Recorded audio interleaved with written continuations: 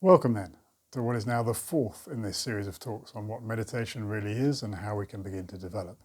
This is Tenzin, and in this little talk we're going to focus on what sort of objects we can use for our meditation practice, particularly when we're talking about the first type of meditation, calming our mind or calm abiding.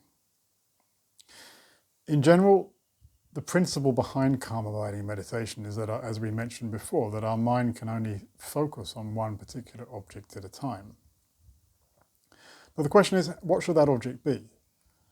And obviously, we can rule out, first of all, the object being a negative one. We obviously don't want to focus and be remaining attentive to anger, hatred, aversion, anxiety, and so forth. We don't want to be focusing on negative emotions because that's all that's going to do is increase those emotions. So in general, as far as the object is concerned that we're focusing on in our calm abiding, it should be either neutral or virtuous.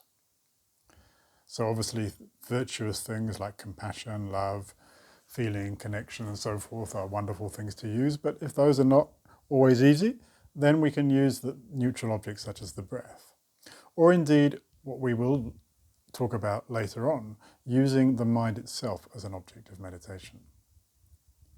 Now, having said that, one of the provisos for what object we should choose as far as our object in meditation is that it should be a mental object, not a sense object. And although we can use sights and sounds and music sometimes to bring ourselves into a meditative state, in general, a sense object is not the correct object to be using in our meditation practice. And the reason for that is very simple. Because when we look at our different levels of mind, whether they be sense consciousness or whether they may be mental consciousness, out of the two, sense and mental, the mental one is far, far more important. And the reason is twofold. The first is that when we think about our problems, they don't happen with what we see or hear or taste or touch, but they happen with how we react to those things. And that reaction is going on in our mental consciousness, in our inner mind, not in our senses or our sense consciousness. So if we want to, as we work with our meditation, especially when we move on to analytical meditation, if we want to be able to deal with those problems, we need to work in the right place. And the right place is our mental consciousness, not our senses. So therefore that means what we're meditating on is in most cases an image.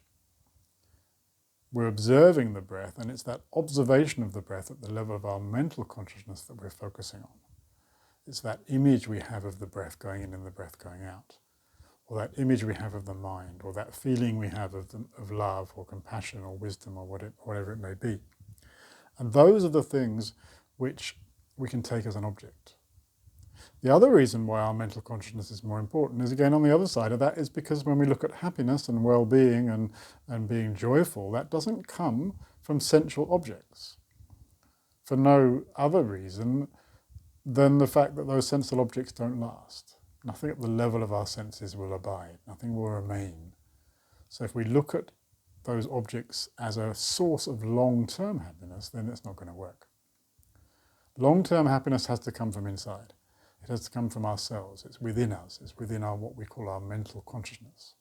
So again, when we're trying to develop that joy, that happiness, which comes through meditation practice, we want to be focusing on the right object. And the right object is an image within our mind, within our mental consciousness, not a sensory object. It's like a sight or a sound.